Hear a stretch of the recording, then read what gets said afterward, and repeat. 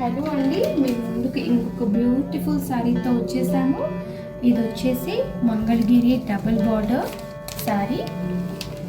మీరు చూసుకుంటే కనుక ఇది వైలెట్ కలర్ విత్ బ్లూ గీతలు వచ్చాయి. దీనికి ఇది బార్డర్ వచ్చింది. ఇది మంచి బ్రైట్ వైలెట్ అండి.